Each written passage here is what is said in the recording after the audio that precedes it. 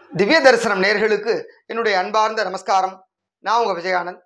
இன்று ஆடிப்பெருக்கு எல்லாரும் வீட்டில் ரொம்ப விசேஷமாக கொண்டாடிட்டு இருக்கோம். அதை விட நாளைய தினம் ஆடி அமாவாசை, மிகவும் சிறந்த ஒரு முன்னோர்களுக்கு திதி கொடுத்து தர்ப்பணம் செய்து வழிபட வேண்டிய முக்கியமான நாள். இந்த அமாவாசையுடைய சிறப்புகள் குறித்து பார்க்க போகிறோம். நேற்றைய வீடியோவில் ஆடிப்பெருக்கினுடைய சிறப்புகள் குறித்து பார்த்தோம். அதன் தொடர்ச்சியாக இந்த ஆடி அமாவாசை வீடியோவை பார்க்கலாம், வாருங்கள்.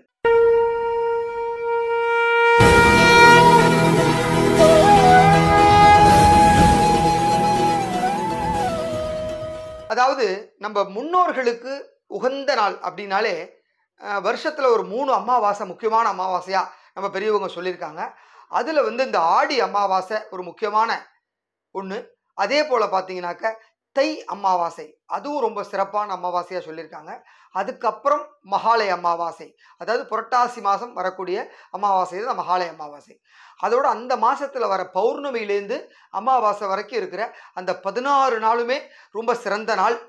முன்னோர்களுக்கு திதி கொடுத்து தர்ப்பணம் பண்ணி அவங்கள டெய்லி வீட்டுக்கு கூப்பிட்டு சாப்பாடு போடுற ஒரு நல்ல நாள் அப்படின்னா அது புரட்டாசி மாதத்தில் வரக்கூடிய அந்த மகாலய பட்சம் அப்படின்னு சொல்லக்கூடிய அந்த 16 நாள் தான். ஸோ அதுக்கு இன்னும் மாதம் இருக்குது, நம்ம அப்போ பார்த்துக்கலாம். நாளைக்கு அந்த ஆடி அமாவாசையா பொழுது எப்படி திதி கொடுக்கறது, என்ன கொடுத்தா அவங்களுக்கு போய் சேரும், அது எங்கே பண்ணலாம் அப்படிங்கிறத நிறைய டவுட் எல்லாருக்கும் இருக்குது. யார் பண்ணலாம் அப்படிங்கிற ஒரு டவுட்டு இருக்குது. அதெல்லாம் பற்றி தெளிவாக பார்க்கலாம். அதாவதுங்க, ஆடி அமாவாசை அப்படின்னாலே நம்ம ஏற்கனவே நிறைய சொல்லிட்டோம் இந்த மாதத்தில், இந்த வீடியோலலாம். ஆடி மாதம்னாலே சிறந்த மாதம். அதாவது இந்த தட்சிணாயன புண்ணிய காலம் ஆரம்பித்த முதல் மாதம் இது. அதனால் இந்த 6 மாத காலங்களில் முதல் மாதங்கிறதுனால ரொம்ப சிறப்பு. இந்த மாதம் தான் பண்டிகைகளோட தொடக்கம். அதற்கு அச்சாரமாக இன்னைக்கு ஆடி பெருக்கு கொண்டாடிட்டு இருக்கோம். இந்த ஆடிப்பெருக்கில் ஆரம்பித்து வரிசையாக இனிமேல் திருவிழா பண்டிகை தான். விநாயகர் சதுர்த்தி, ஆயுத பூஜை, தீபாவளி, பொங்கல், இப்படி போயிட்டே இருக்கும் இந்த வருஷம் ஃபுல்லாக. அதனால் இந்த விழாவில் வரக்கூடிய முதல் அமாவாசை அப்படிங்கிறதுனால ரொம்பவே சிறப்பு. அதாவது மாதத்தில் வரக்கூடிய எல்லா அமாவாசைகளும், அதாவது 12 மாதத்துக்கும் 12 அமாவாசை இருக்கும். அந்த 12 அமாவாசைகளுமே சிறந்தது. அந்த 12 அமாவாசைகளுமே தர்ப்பணம் கொடுக்க வேண்டிய ஒன்று. ஆனால் எங்களால் அவ்வளோ முடியாதுங்க, நாங்கள் ஆஃபீஸ்க்கு போகிறோம், வெளியில் வேலைக்கு போகிறோம், எங்களுக்கு யாரையும் தெரியாது, எங்களுக்கு அதெல்லாம் வசதி பத்தாது அப்படின்னு சொன்னாக்க அட்லீஸ்ட் இந்த 3 அமாவாசை நான் மேலே சொன்னேன் இல்லையா, ஆடி அமாவாசை, தை அமாவாசை, புரட்டாசி அமாவாசை, இந்த 3 அமாவாசையும் முக்கியமாக திதி கொடுக்கணும். அதில் இந்த ஆடி அமாவாசைக்கு என்ன பண்ணலாம் அப்படின்னாக்கா, முதல்ல நாளைக்கு என்ன டயத்தில் அமாவாசை பிறக்கிறது அப்படிங்கிறத பார்த்துடலாம். அதாவது இன்று 3/8/2024 மாலை ஆரம்பிக்கிற அமாவாசை திதி நாளை 4/8/2024 மாலை வரைக்கும் அமாவாசை திதி இருக்குது. அந்த திதியில் எப்படி பெரியவங்களுக்கு தர்ப்பணம் கொடுக்கலாம் அப்படின்னாக்க, நீங்கள் உங்கள் வீட்டுக்கு பக்கத்தில் ஒரு ஏரி இருக்குது, இல்லை குளம் இருக்குது, இல்லை கோவில் குளம் இருக்குது அப்படின்னா கண்டிப்பாக அங்கே நாளைய தினம் இந்த திதி கொடுக்கறதுக்கு அந்த கோவில் சார்பிலையோ இல்லை அங்கே இருக்கிற ஒரு புரோகிதரோ கண்டிப்பாக ஒரு ஏற்பாடு பண்ணியிருப்பாங்க. அந்த இடத்துக்கு போய் நீங்கள் கையில் போகிறப்ப அரிசி, கொஞ்சம் காய்கறி, அதுக்கப்புறம் தேங்காய், வெத்தலை பாக்கு, கற்பூரம், ஊதுபத்தி, கொஞ்சம் பூ, இதோடு போயிடணும். போகிறப்ப கருப்பு எள்ளு மறந்துடாமல் எடுத்துகிட்டு போங்க. அங்கே எடுத்துகிட்டு போனால் அங்கே இருக்கிற ஐயர்கள், புரோகிதர்கள் அவங்கக்கிட்ட கொடுத்தீங்கனாலே அவங்க எல்லாரையும் உட்கார வச்சு நாளைய தினம் வரக்கூடிய அந்த திதிவார நட்சத்திரங்கள்லாம் சங்கல்பமாக சொல்லி, அதுக்கப்புறம் உங்கள் கையில் அந்த எல்லை கொடுக்கறதுக்கு முன்னாடி பவித்திரத்தை கையில் போட்டு விடுவாங்க. அந்த பவித்திரத்தை போட்டுக்கிட்டு தான் தர்ப்பணம் பண்ணணும். அதாவது பவித்திரம் அப்படின்னாலே தர்ப்பப்புல் தான். அந்த தர்ப்பப்புல் மட்டும்தான் பவித்திரமாக சொல்லப்பட்டிருக்கு. அதனால தான் அதுக்கு பேரே பவித்திரம். ஸோ அந்த பவித்திரம் கையில் மாட்டினதுக்கப்புறம் உங்கள் கையில் கருப்பு எல்லை கொடுத்து அவங்க ஒரு சொம்பு நிறைய ஜலத்தை, அதாவது தண்ணியை கையில் விடுவாங்க. நீங்கள் உங்கள் பெரியவங்க பேரை எல்லாம் சொல்லணும். அதாவது அப்பா, தாத்தா, கொள்ளு தாத்தா. அதே மாதிரி அம்மா சைடில் அம்மா, அவங்கள பெத்த அம்மா இல்லை, அவங்களோட மாமியார், உங்கள் தாத்தாவோட வீட்டுக்காரம்மா, கொள்ளு தாத்தாவோட வீட்டுக்காரம்மா, இந்த 3 வர்க்கத்தை சொல்லணும். அதே போல் எங்களுக்கு அம்மா சைடும் பண்ணணுங்க அப்படின்னாக்க, அம்மாவோட அப்பா இருக்காங்க இல்லையா, கல்யாணம் அம்மா இந்த பக்கம் வந்திருப்பாங்க, அது அந்த அம்மாச்சி அப்பாச்சின்னு சொல்லுவோம் இல்லையா, அந்த வீட்டு பக்கம் இருக்கிறவங்கள உங்கள் பேரெல்லாம் தெரிஞ்சதுன்னா உயிரோடு இருக்கவங்க சொல்லக்கூடாது, இறந்து போனவங்களோட பேர் சொல்லி தற்பயாமின்னு சொல்லி 3 தடவை அந்த தீர்த்தமும் எள்ளுமா கலந்து, எள்ளும் தண்ணியுமா இறச்சி விட்டுறணுங்க. அது மாதிரி பண்ணுறப்ப அவங்களுக்கு போய் சேரும் அந்த நாளைக்கு கொடுக்குற அந்த எள்ளு தண்ணிங்கிறது அவங்களோட ஒரு உணவாக போய் சேரும். இது வந்து கோயில் குளத்தில் பண்ண வேண்டிய விஷயம். அப்படி அதில் பண்ண முடியாதுங்க, எங்களுக்கு வீட்டிலே தான் பண்ணுற மாதிரி ஒரு வாய்ப்பு இருக்குது, வெளியில் போக முடியாது, அங்கே போய் க்யூவில் நிற்க முடியாது, எங்கள் ஏரியாவில் அது மாதிரி இல்லை அப்படின்னு சொன்னால் ஒன்றும் பிரச்சனை இல்லைங்க.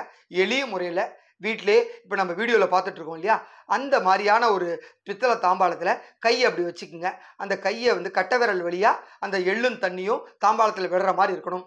பவித்திரம் உங்களுக்கு கிடைக்கும் கடையில், நாட்டு மருந்து கடையில் கேட்டிங்கனாலே தர்ப்பணம் செட் அப்படின்னா கொடுப்பாங்க. அப்படி இல்லை அப்படின்னாலே ஒன்றும் பிரச்சனை இல்லை. வெறும் கையில் கூட எள்ளை வச்சுக்கிட்டு 3 தடவை அப்பா பேர், தாத்தா பேர், கொள்ளு தாத்தா பேர் சொல்லி எள்ளும் தண்ணியுமா இறச்சி விட்டுறலாம். அது முடிச்சதுக்கு அப்புறம் நீங்கள் கொண்டு போய் அது கால் மிதி படாத இடத்துல அந்த தண்ணியை கொட்டிடுங்க. அப்படி இல்லை அப்படின்னா சிங்கில் கூட ஊற்றுங்க, கிச்சனில் தப்பு கிடையாது.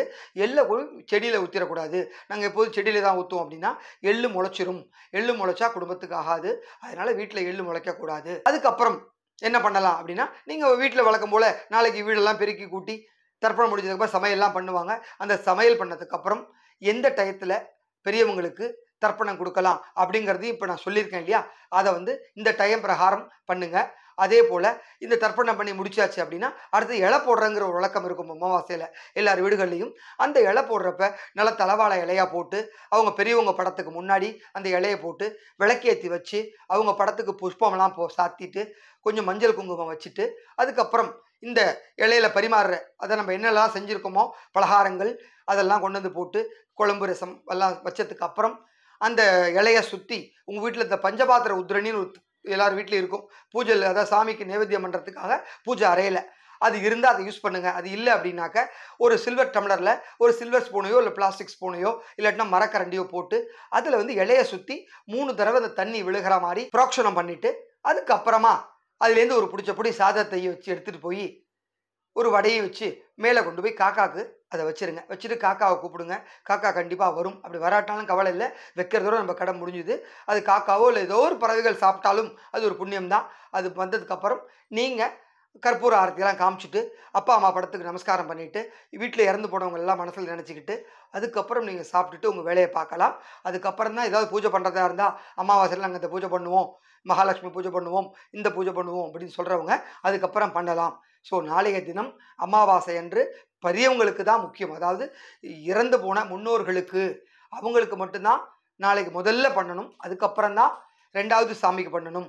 அதே போல் நாளைய தினம் வீட்டில் வந்து காலம்பரை இந்த தர்ப்பணம் செய்கிற வரைக்கும் கோலம் போட வேண்டாம்.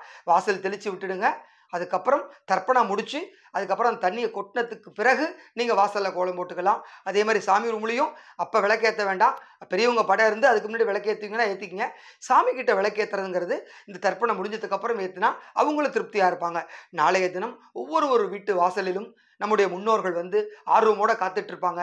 நம்ம பையன் நமக்கு சாப்பாடு போட்டுருவான், நம்ம பொண்ணு நமக்கு சாப்பாடு போட்டுவிடணும்னு அவங்களோட எண்ணத்தை வீணாக்காமல் அது நம்ம பண்ணோம்னாக்க நமக்கு அவங்கள்ட்டேருந்து கிடைக்கிற அந்த சாபங்கள்லாம் இல்லாமல், பித்ருதோஷம் பித்ரு சாபம்லாம் இல்லாமல் நம்ம குலம் தலைக்கும்.